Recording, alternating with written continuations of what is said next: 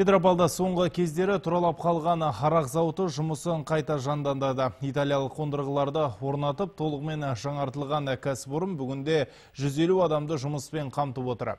Оның 70% бұрынғы зауытта істеген тәжірибелі мамандар. Өңір басшысы Ерік Сұлтанов өндіріс барысымен танысып қайтты.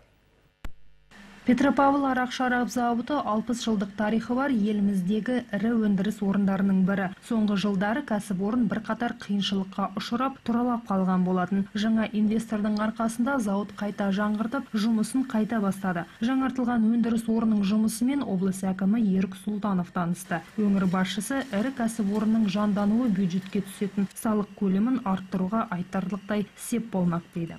Бір жылдай завод тоқтап тұрды. Жаңа инвестор келіп, 350 адамды қайта жұмысқа қайтардық. Бұл енді жұмыс тұрақты болады деп ойлаймын. Сонымен қатар осы заводтан біздің бюджетке биыл 1,5 миллиард теңге түседі деп жоспарлап отырмыз.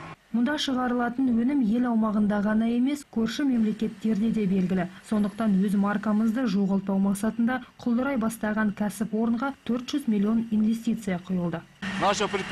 Бұл кәсіпорын Петропавл қаласы және өңір үшін үлкен маңызға ие. Белгілі өнімдердің маркасын сақтай отыра, оның сапасы мен қауіпсіздігін арттырғымыз келеді. Бүгін өніміміз тұтынушылардың барлық талаптарына сай келеді. Жұмыс орындарында сақтауға тырыстық. Қызметкерлер жалақыларын уақытылы алып тұрады. Кәсіпорында 150 жұмысшы еңбек етеді. Олардың 70% бұрынғы зауытта істеген тәжірибелі мамандар. Солардың бірі арақ цехының басшысы Татьяна Сысалятина. Оның айтуынша, Италиядан әкелінген жаңа қондырғылар арқасында өнім сапасы біршама артқан. Бұрындары мұнда ішімдіктің 30 түрі шығарылса, жаңа технология 70 түрлі өнімді өндіруге мүмкіндік береді. Сапасы қатаң бақылауда ұсталады.